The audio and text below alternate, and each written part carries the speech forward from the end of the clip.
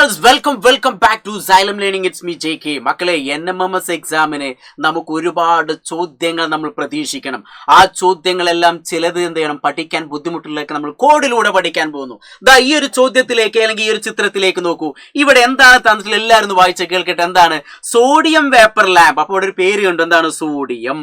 നിങ്ങൾ കെമിസ്ട്രിയിലേക്ക് sodium, potassium, rubidium, caesium ഇങ്ങനെയുള്ള പേരുകളൊക്കെ കേട്ടിട്ടുണ്ടായിരിക്കും. അപ്പൊ ഈ സോഡിയം വേപ്പർ ലാമ്പ് പറഞ്ഞാൽ ഒന്നുമില്ല, നമ്മൾ റോഡ് സൈഡിലൊക്കെ കാണുന്ന സ്ട്രീറ്റ് ലൈറ്റുകൾ കണ്ടിട്ടില്ലേ? ആ ഒരു സ്ട്രീറ്റ് ലൈറ്റിൽ നമ്മൾ സോഡിയം വേപ്പർ ലാമ്പുകൾ ഉപയോഗിക്കും. അല്ലെങ്കിൽ ഫുട്ബോൾ ഫ്ലഡ് ലൈറ്റ് മത്സരം നടക്കുന്ന സമയത്തൊക്കെ നമ്മൾ ഇങ്ങനത്തെ വേപ്പർ ലാമ്പുകൾ ഉപയോഗിക്കുന്നുണ്ട്. അപ്പൊ ഇവിടെ സോഡിയം വേപ്പർ ലാമ്പിൽ നിന്ന് പുറത്തേക്ക് വരുന്ന പ്രകാശത്തിന്റെ കളർ എന്താണെന്ന് പരീക്ഷയ്ക്ക് വരും.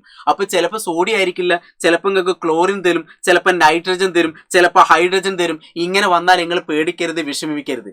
നോക്കൂ, നമുക്കൊരു ചെറിയ കോഡിലൂടെ പഠിക്കാം. ഈ കോഡ് എല്ലാവരും പറഞ്ഞതാണ് സോമ. സോഡിയം മഞ്ഞ കളറാണ്, അതാണ് ഉദ്ദേശിക്കുന്നത്. എന്താണ്? സോഡിയം മഞ്ഞ കളർ. ക്ലോപ്പ പറഞ്ഞാൽ ക്ലോറിൻ പച്ച കളറാണ്. എന്താണ്? ക്ലോറിൻ പച്ച കളറാണ്.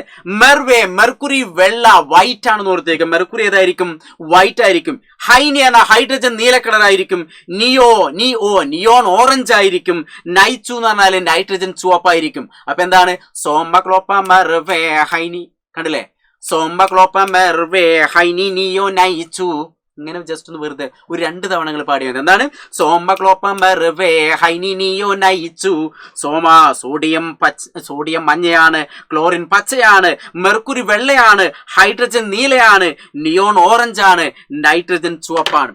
ഇതേപോലെ രസകരമായ കോഡിലൂടെ നമ്മൾ ഒരുപാട് ചോദ്യങ്ങൾ പഠിക്കാൻ പോവുകയാണ്. അപ്പോൾ വളരെ സമയങ്ങളായത് പെട്ടെന്ന് തന്നെ നമ്മളെ NMMSന്റെ ബാച്ചിൽ എന്ത് ചെയ്യുക, പെട്ടെന്ന് ജോയിൻ ചെയ്യുക. വരാനിരിക്കുന്ന ക്ലാസ്സുകളൊക്കെ ക്ലിയർ ആയി കാണുക. പരീക്ഷ നമ്മൾ സെറ്റാക്കും.